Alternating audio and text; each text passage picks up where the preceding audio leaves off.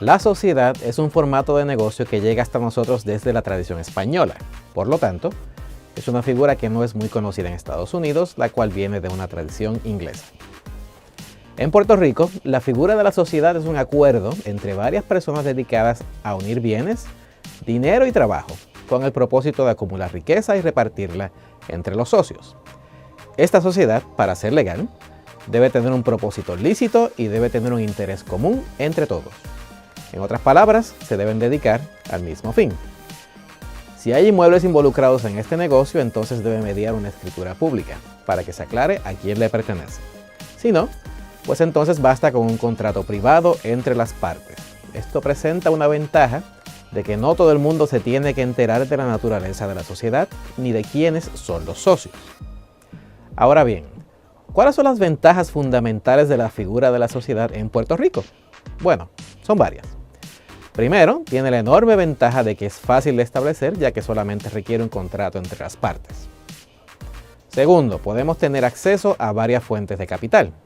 En otras palabras, el capital de los socios que van a formar parte de esta figura. También tenemos la ventaja de que la responsabilidad no la carga una persona en particular, sino todos los socios. Por lo tanto, la responsabilidad es compartida. Y finalmente, la representación también es compartida debido a que todos los socios de esta figura pueden hablar a nombre de la sociedad. Por otro lado, ¿cuáles son las desventajas de formar una sociedad como figura jurídica? Bueno, usualmente, la primera desventaja es que no tiene continuidad. En otras palabras, la sociedad puede ser anulada en cualquier momento. Una segunda desventaja es que la autoridad es compartida. Muchas veces es mejor tener una figura central que se enfoca la autoridad para que pueda tomar decisiones de una manera más eficiente. Otro factor que debemos tomar en consideración es que lo que ocurre cuando hay desacuerdos entre los socios. En ese caso es mucho más difícil resolver el conflicto debido precisamente a que la autoridad es compartida. Como siguiente desventaja podemos mencionar el hecho de que la organización puede ser costosa. No necesariamente formar la sociedad, sino organizarla y crear la estructura de negocios necesaria para poderle sacar provecho. Esto es mucho más difícil cuando sabemos que no necesariamente va a perdurar por tiempo indefinido. Finalmente, lo que yo diría que es la debilidad más grande de una sociedad es que la responsabilidad personal o legal no es limitada. En otras palabras, si la sociedad le causa un daño a un tercero, entonces los socios responden personalmente por ese daño. La figura de la sociedad no me protege legalmente frente a acreedores o demandantes en caso de que la sociedad se cometa un daño o le deba dinero a un tercero. Ahora bien, antes de firmar un contrato con mis socios, la pregunta es ¿qué debemos haber acordado previamente? En otras palabras, ¿cuál debe ser nuestra lista de cotejo de asuntos a resolver antes de entrar en esta figura jurídica? Antes de firmar, debemos tener claro lo siguiente. Primero, ¿qué tipo de negocio va a ser al que se va a dedicar la sociedad? Recuerden que debemos tener un fin común. Segundo, ¿cuál y cuánto va a ser la aportación de cada socio en términos de dinero, bienes o trabajo y cuánto de cada uno? Tercero, ¿cuál va a ser la división de las ganancias o las pérdidas de la sociedad al final del año? ¿Cómo se van a repartir el bizcocho? El siguiente punto que debe estar claro es cuál va a ser la compensación para los socios mientras están trabajando en la sociedad. ¿Se les va a pagar un salario o algún otro tipo de compensación como consecuencia de su trabajo o inversión en la sociedad o no? Siguiente, ¿cuál va a ser el proceso de disolución cuando llegue la hora de terminar la sociedad? Las sociedades por lo general no duran por tiempo indefinido y por lo tanto debemos planificar la muerte de esta cuando le llegue el momento. Siguiente, en el caso que se disuelva la sociedad, debemos aclarar cómo es que se van a repartir los activos que queden dentro de la sociedad cuando ya no sirva al fin común que dio lugar a su nacimiento originalmente.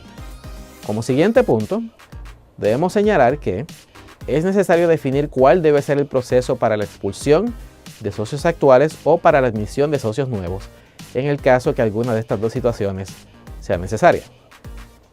También cuál debe ser el proceso de toma de decisiones y el proceso de lograr acuerdos con terceras personas. ¿Quién va a estar a cargo? ¿Quién va a hablar en nombre del resto del equipo? Estos puntos deben ser definidos a priori. También sería útil establecer cuál va a ser el proceso a seguir para lograr una conciliación en caso de disputa. Aquí estamos hablando de esfuerzos de mediación o arbitraje. Como procedimiento de alguno de los socios, finalmente se puede definir de antemano cuál será la duración de la sociedad. Para esto podemos definir una duración específica de tiempo o podríamos definir cuándo consideramos los fines de la sociedad como alcanzados. De esta manera no hay duda de poder reconocer el final de la sociedad cuando éste llegue.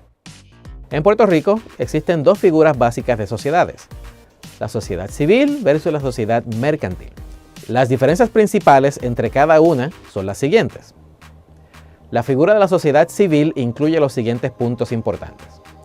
Primero, como ya hemos recalcado anteriormente, la sociedad civil es un contrato privado entre dos o más personas.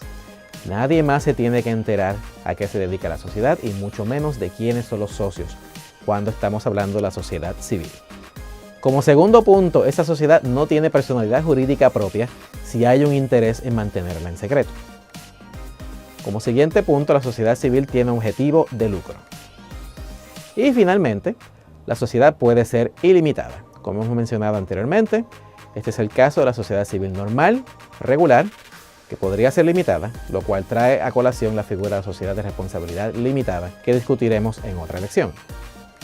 En el caso de la sociedad mercantil, sus puntos principales son los siguientes. Primero, la sociedad mercantil es una figura jurídica nueva, separada de los socios. Segundo, se forma para ejercer actividad comercial. Al igual que la sociedad civil, tiene un objetivo de lucro. Y la responsabilidad civil puede ser ilimitada, el cual es el caso de la sociedad regular, o puede ser limitada en el caso de una sociedad mercantil en comandita.